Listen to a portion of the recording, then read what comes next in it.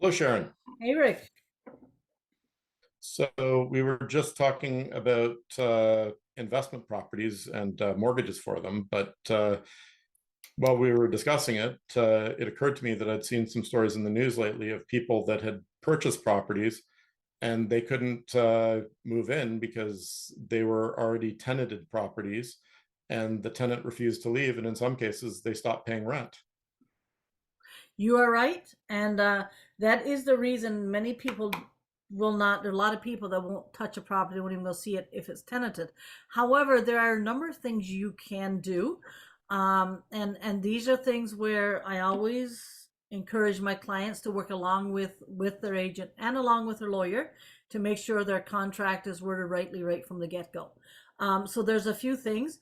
If you want to acquire, if you want to keep the tenant, then we'll go over those options and do all the necessary paperwork. If you need the tenant to move out because you want the space, then you need to, even though the contract by default says that they're to deliver vacant possession of the property, I would still specify that. And it's for the homeowner's own use. However, I would check and make sure if they're a month to month and they're willing to leave and they have time, then you can take a longer closing. So as a buyer, it's great if you want a long closing because now you could end up with a 4 month closing date. So it really helps because the tenant needs that 60 days notice, and that has to be given on before the first day of the month, right? So they got the full month, full 60 days. So if they give it anywhere after the first day, then it goes over to the next month, which takes you into 90 days. So So, what would happen if you show up on the closing day and the tenant is not moved out? well, fortunately, so far I haven't had it, but I am very much, I evaluate every property. I evaluate what the tenant wants. I will talk to the agent and find out where they're at. And if I feel it's a risk to my client, I don't feel comfortable with it, I'll tell my client. If they still wish to proceed, then I will fill their document full of legalese, and I will have their lawyer review it. I would also have one of the conditions, one of the viewings would be the night before the deal is to close. I Mhm. would make sure that my client does a walkthrough the night before to ensure that the tenant has vacated the property. I would have a condition in my contract that if the tenant has not vacated the property, then the closing will be extended, um, until such time as they're closed, 30 days or void the contract. There's many ways you can do it. Okay. Right. So And you I need would to put a clause in there to protect the I would contract. put a clause in to protect. If it's not in writing, you don't have it. I will caution that if you're buying a place, you need to assume the tenant for a period of time.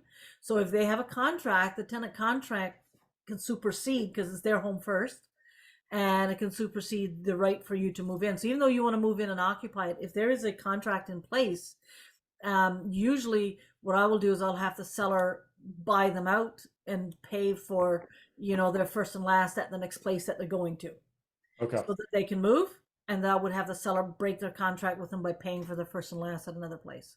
I see. So there are ways you can do it. One of the main things is to keep a great communication line open and to truly, make sure the tenant's taken care of. Let's not just think they're just something to be gotten rid of. They're people too. It's their home, and we want to make sure. And for some buyers, they want to assume someone with a contract. So it's knowing what the tenant's rights are, knowing where the tenant's desire is right now, knowing whether they want to stay or move, knowing what rent they're paying. If they've been there for 25 years and it's way below market rent, and you're buying the house at today's market rate, you can't even afford to buy it. So then you need to walk away and not buy that. If the tenant can't go in there. But generally speaking, at that point, the tenant is on month to month. They will be given sufficient notice. And if you can pay for the first and last and get them out, most tenants are understand that and agreeable to it. There have been cases where things have happened. There are horror stories, where tenants have refused, and that is stuff that's beyond my scope if it gets that far. My expertise is doing everything I can and putting all the clauses in place so we never have to get to that place. I see. And so far, in all of my years in real estate and all of my clients, it's been 100% successful. We can't always get to say 100% about something, but we've had a 100% success rate so far. The communication, knowing the legalese, engaging your lawyer early on, and making sure that not just with my expertise, but that legally you're covered properly. It's just going covering yourself on every step. Otherwise, it can be an excellent thing. The other thing is it's also an excellent property to buy because you need a minimum of 24 hours notice to view it, which means there are less eyes usually on the property if they have to wait 24 hours, so you have less competition in buying it.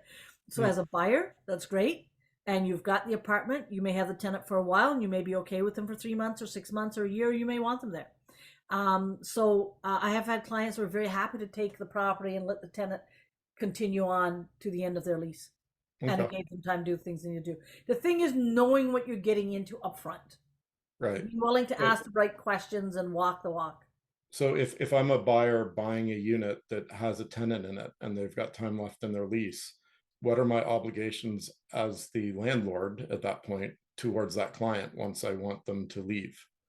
If they have a contract, they have a contract. If they have a lease in place, that lease is in place. If they got 3 months left on that lease, they've got 3 months left on that lease. The one way around it is to have the seller address it because the seller owns the property. The seller has the Mhm. contract with them, but the contract is transferable to you as a new buyer.